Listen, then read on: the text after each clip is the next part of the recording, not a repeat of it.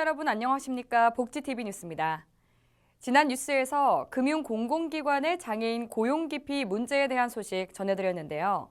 장애인 고용 의무를 준수하기보다 고용 부담금 납부로 책임을 면하려는 기업이 계속 늘고 있어 문제가 심각한 상황입니다. 이에 따라 정부도 해결책 마련에 나섰습니다. 자세한 내용 서정용 기자가 전합니다. 장애인 고용 부담금은 해마다 늘어나 장애인들의 일자리는 더욱 좁아지고 있습니다. 정의당 배진규 의원이 2016년부터 2019년까지 공공기관의 장애인 고용 부담금 납부 현황을 조사한 결과 지난 4년간 납부한 장애인 고용 부담금은 60억 원에 달합니다. 납부액도 2016년 8억 6천만 원에서 2019년 22억 900만 원으로 2.5배가 늘어났습니다. 한국장애인고용공단은 장애인 고용 부담금은 취업 장애인들에게 급여 지원과 복지시설 등에 필요한 예산을 편성해 기획재정부 승인을 받고 지원하고 있다고 밝혔습니다.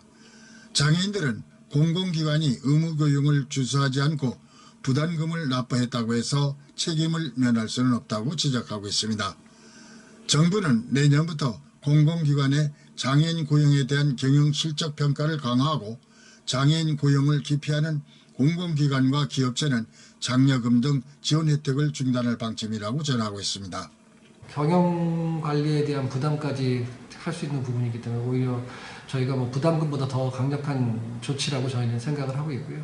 그런 부분들을 단순히 저희 공단에서 운영하는 것이 아닌 기획재정부와 함께 함으로 인해서 그 신뢰성과 더 무게감을 더 높일 수 있는 그런 방안이라고 생각이 되어집니다. 장애인 고용 정책은 청년층의 발달 증진 장애인과 청각, 지체, 고령 장애인의 고용 확대, 장애인에 대한 사회성 기본 훈련과 맞춤 훈련 강화 등이 요구되고 있습니다. 복지TV 뉴스 서정영입니다. 코로나19로 인해 모두가 힘든 와중에도 대전시와 세종시에서 주위 이웃을 돌보는 따뜻한 손길이 전해졌습니다. 보도에 정서희 기자입니다. 대전 세종에서는 좀처럼 가라앉지 않는 코로나19로 인해 어려운 가운데 각 분야에서 사회공헌 활동을 이어가는 사람들이 있습니다.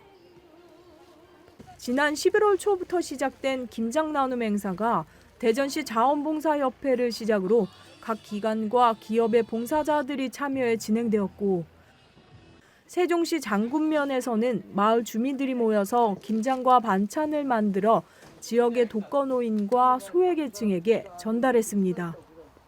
저희는 자원봉사연합회에서 주최로 해서 김장봉사에 같이 참여하게 됐는데 코로나19로 인해서 어려운 사람들을 위해서 좀 허리도 아프고 힘들지만 나름대로 이런 거를 또 맛있게 해서 또 어려운 분들한테 이렇게 드릴 수 있다는 거에 대해서 굉장한 보람을 느끼고 있습니다. 한편 코로나19로 인해 노숙자와 독거노인들에게 제공되던 급식봉사 활동이 원활하지 않은 상황에서 대전 사계절 서리서리 봉사단에서는 거리두기 원칙과 감염병 예방을 위해 방역 수칙을 준수해가며 노숙인들과 독거노인들에게 따뜻한 한 끼 식사를 제공하기도 했습니다. 조금만 버티면 이제 좋은 날이 있을 거니까 그런 말씀 전해드리고 싶고요.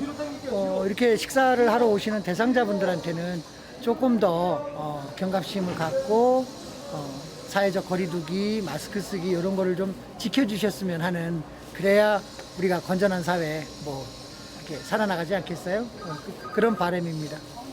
올 한 해 온 나라가 어려운 국면에서도 한 대학교에서는 천연 손소독제를 개발하여 기부하는 활동이 있었고 둥글게 봉사단에서는 대량의 마스크를 기부하는 등 코로나19로 인한 변화와 흐름에 맞추어 사회공헌 활동이 이루어지고 있습니다. 복지TV 뉴스 정서입니다. 전남 해남에도 코로나19 확산 방지를 위한 온정의 손길이 전해졌는데요. 화면으로 만나보겠습니다. 광주에 있는 한 병원이 지난 6월에 전남 화순군에 이어 전남 해남군에 지난 11월 26일 마스크 1000장과 손소독제 500개 등 코로나19 방역 물품 릴레이 기부를 이어갔습니다.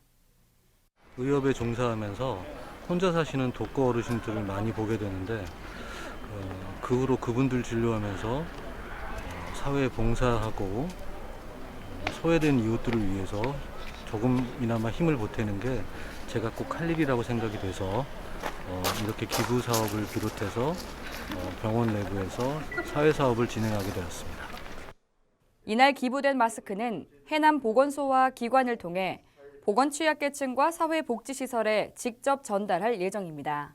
병원 측 관계자는 의료진이 독거노인과 의료 취약계층을 찾아가 의료 서비스를 제공하는 가정 간호 사업을 펼치고 있으며 벌어들인 수익은 광주 전남 지역에 있는 의료 취약 지역에 전액 사용할 방침이라고 전했습니다. 경기도 의정부시 자원봉사센터가 언제나 자신보다 남을 먼저 생각하는 자원봉사자들을 위한 힐링 시간을 마련했습니다. 정훈선 기자가 보도합니다. 경기도 의정부시 자원봉사센터에서는 코로나로 힘들었던 시기에도 자신의 재능과 시간을 사회에 아낌없이 나누고 있는 자원봉사자들을 위한 힐링의 시간을 준비했습니다. 수제 마스크 만드느라고 몇 년은 1,700명 정도가 고생하셨고 또 끝나고 곧바로 생강청, 봉사활동, 방역활동 등 지속적으로 쉬지 못하고 계속 몸이 지쳤습니다. 영화 관람을 하면서 심신을 쉬고 또 정신적으로 피로를 풀으면서 다시 한번 우리가 자원봉사를 할 수 있는 그런 충전할 수 있는 기회를 마련하기 위하여 재미있게 영화 관람하시고 의정부시 발전과 자원봉사의 발전을 위해서 많은 도움을 주셨으면 감사하겠습니다. 고맙습니다. 봉사자들이 달려가는 곳이라면 그곳이 어떤 곳이라도 밝은 에너지가 넘치는 곳으로 변화됩니다. 그들은 어둠을 밝히는 한 줄기 빛과 같습니다. 이런 그들을 위해 이번에는 의정부시 자원봉사센터 관계자들이 열심을 다해 좋은 시간을 만들어 드리려고 애쓰고 있었습니다. 행복한 문화데이를 이렇게 자원봉사에서 또 마련을 해주셨는데 의미가 상당히 좋은 것 같아요. 그러면서 봉사하는 사람들만의 그런 어떤 대접을 해주는 느낌, 함께 어우러지는 느낌 때문에 너무 감사한 마음과 즐거움이 함께 있는 것 같아서 좋습니다. 영화관으로 들어선 다양한 연령층의 봉사자들의 모습에는 설렘과 기대가 보였습니다. 나누고 베푸는 사람에서 대접을 받는 사람으로서의 시간을 보낼 수 있어서인지 모두들 더 여유 있는 기쁨의 시간을 보낼 것 같습니다. 그동안 쌓인 스트레스와 집에서만 활동하지 않고 많은 문화생활을 즐길 수 있어 좋은 것 같습니다. 복지TV 경기방송 정은선입니다. 무럭무럭 자라는 어린이들을 대상으로 올바른 건강 지식을 알려주는 교육이 보령시에서 진행됐습니다. 김민재 기자입니다. 어려운 내용이지만 선생님의 말씀에 귀를 기울이며 차분히 경청합니다. 고사리 같은 손으로 과일을 썰고 나누어준 컵에 하나씩 눌러 담습니다.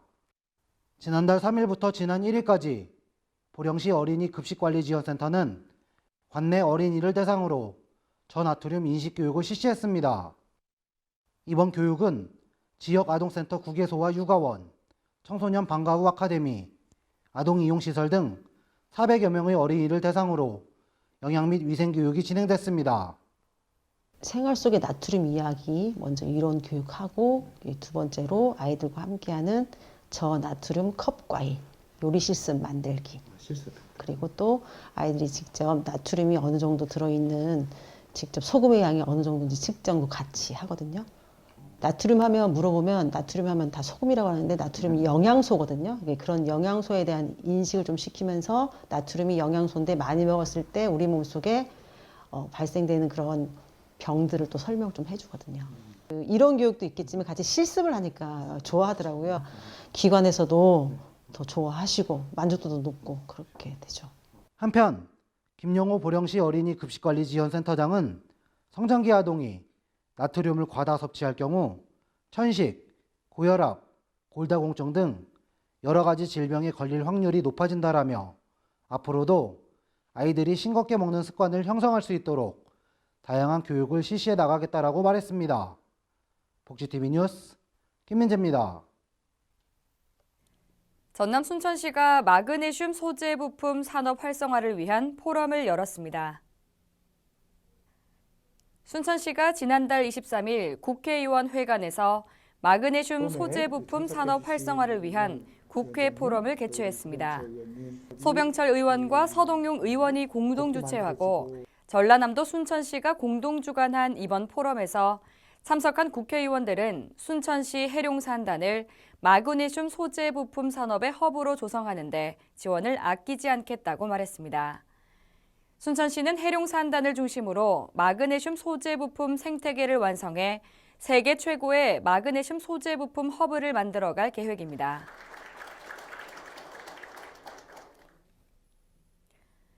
지역의 문화가 소식 전해드립니다. 양혜웅 작가의 신작 평면 회화 작품이 전남 여수 옥적 갤러리에서 공개됐습니다. 여수 주변 지역을 작품에 녹아냈다고 하는데요. 이소영 기자가 만나봤습니다. 여수 옥적 갤러리에서는 지난달 20일부터 추상과 구상, 입체와 평면을 넘나들며 다양한 작품 활동을 하고 있는 양혜웅 작가의 개인전이 열리고 있습니다. 여수 예술인촌 입주 작가인 양 작가는 이곳에 머물면서 화폭에 담은 신작 회화 작품 20점을 오는 17일까지 선을 보입니다.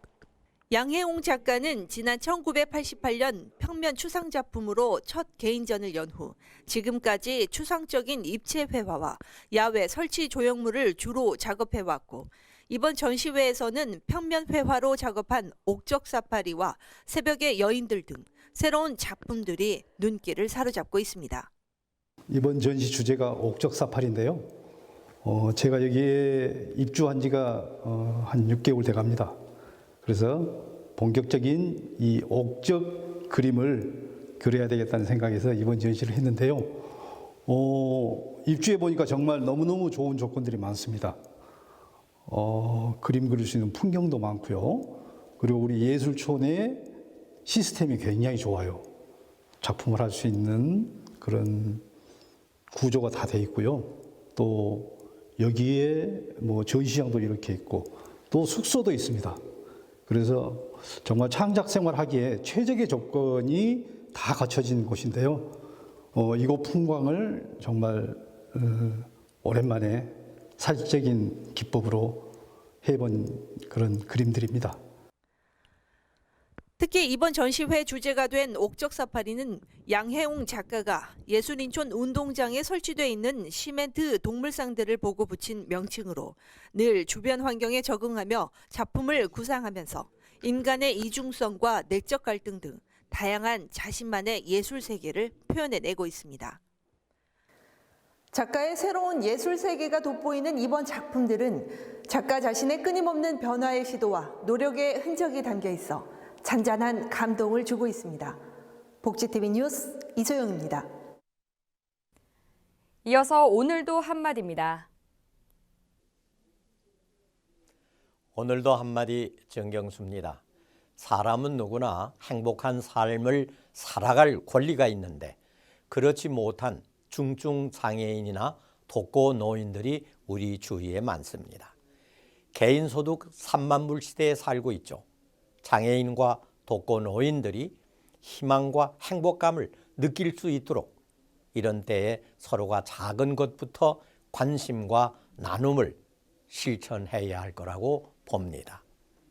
우리나라에는 약자의 인구가 약 1,500만 명이 넘는다고 합니다. 요즘은 장애인들을 위한 많은 시설물이나 장소가 지정이 되어 특별한 배려를 하고 있죠. 그런데 이런 시설들이 과연 얼마나 장애인들에게 필요한 시설인지가 의구심이 갈 때가 많습니다. 왜냐고요?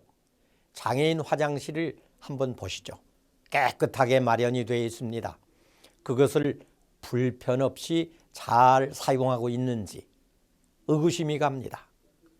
장애인 화장실이나 지하철 시설물이 과연 장애인들이 사용할 수 있도록 만들어 놨는가? 이것이 문제입니다. 조금만 더 마음을 써서 장애인 단체의 자문만 받았다면 얼마나 좋았을까? 안타까운 마음이 듭니다. 형식적인 점을 치우치지 말고 많은 예산과 또는 좋은 물품을 잘 활용할 수 있도록 우리가 서로 배려하는 마음 쓰는 그 심정, 이런 것이 중요한 때입니다. 감사합니다. 계속해서 간추린 뉴스 전해드립니다. 앞으로 상시 근로자 300인 이상 사업주는 자체 교육을 실시하더라도 일정 자격 요건을 갖춘 사내 강사를 활용해야 합니다. 정부는 지난달 24일 국무회의에서 이 같은 내용을 담은 장애인 고용 촉진 및 직업재활법 시행령 일부 개정령안을 심의 의결했습니다. 이번 시행령 개정은 12월 10일 시행을 앞둔 장애인 고용법 개정에 따른 후속 조치입니다. 이를 통해 직장 내 장애인 인식 개선 교육을 사업주가 자체적으로 실시하는 경우 자격을 갖춘 내부 강사를 활용하도록 하는 개정법의 적용 대상을 상시 근로자 수 300인 이상인 사업주로 정했습니다. 직장 내 장애인 인식 개선 교육은 사업장 내의 장애인에 대한 인식 개선을 통해 장애인 근로자의 안정적 근무 요건을 조성하고 장애인 채용이 확대될 수 있도록 하는 교육 제도로서 지난 2018년부터 모든 사업주와 근로자를 대상으로 의무화됐습니다. 한국장애인고용공단과 한국전력기술이 지난달 27일 에너지 전문기술 분야 장애인 고용 촉진을 위한 업무 협약을 체결했습니다. 협약에 앞서 양 기관은 기획재정부 공공기관 장애인 고용 촉진 방안의 일환으로 지난 8월부터 진행된 장애인 고용 종합 컨설팅 결과를 공유하고 이를 이행하기 위한 방안도 논의했습니다. 공단의 컨설팅을 통해 진입 문턱을 낮춰 쉽게 접근하도록 장애 전형 별도 채용 공고문 게시와 지원 응시 자격 완화, 적합 직무 개발 등 장애인 채용의 가능성을 발견하게 됐습니다. 뿐만 아니라 양 기관은 장애인 근로자 근무 지원 서비스 확대와 장애 인식 개선 직장 교육 강화 등 장애 친화 환경 조성을 위해 지속적으로 노력할 예정입니다. 보건복지부와 한국장애인개발원이 장애인에 대한 비장애인의 편견을 해소하고 장애에 대한 공감대를 확산하고자 2020 장애공감 주간을 12월 1일부터 10일까지 운영합니다. 이번 장애공감 주간은 장애 유무를 떠나 서로가 공감할 수 있는 환경을 조성하고 장애 인식에 대한 간격을 좁히고자 우리 사이라는 테마로 진행합니다. 행사는 코로나19 상황을 고려해 온라인 채널 중심의 다양한 이벤트와 프로그램으로 진행됩니다. 한국장애예술인협회에서 장애예술 전문 매거진 이미지 18호를 발간했다고 지난달 25일 밝혔습니다. 이번 호에서는 코로나19로 달라진 장애인 예술계의 언택트 공연과 행사를 다뤘습니다. 이를 통해 온 오프라인으로 펼쳐진 2020 장애인 창작 아트 페어 작품과 한국 장애인 미술의 발자취를 만나볼 수 있습니다. 또한 장애예술인 코너에서는 14번째 도전으로 2020 구상 소대 문학상을 수상한 시인 손성일과 사진작가 안세홍, 올해의 장애인상을 수상한 미녀요정 이지원, 선수 무용수, 가수 삼관왕 김남재의 예술 인생을 담아냈습니다. 이 밖에 자세한 소식은 웰페어 뉴스 홈페이지와 장애인신문에서 확인할 수 있습니다. 계속되는 코로나19 확산세에 따라 우리나라뿐만 아니라 전 세계가 비상입니다. 집단 감염이 지역 곳곳에서 이어지며 3차 대유행이 심각한 상황인데요. 코로나19가 계속되면 경제와 사회 전반의 침체가 매우 우려스러운 시기인 만큼 우리 모두 연말 모임과 불필요한 외출은 자제하고 개인 방역을 철저히 하는 등 모두가 잠깐 멈춤 기간에 적극 동참해 주시기를 당부드립니다. 이상 복지TV 뉴스를 마칩니다. 시청해주신 여러분 고맙습니다. 우리 주변에서 일어나는 불공정한 사례부터 억울한 사연, 따뜻한 미담까지 장애인신문과 웰페어 뉴스 홈페이지를 통해 보다 다양한 소식을 접할 수 있습니다. 시청자 여러분의 제보를 기다립니다. 웰페어 뉴스 홈페이지 또는 전자우편, 전화번호 02-2655-9519로 많은 제보 바랍니다.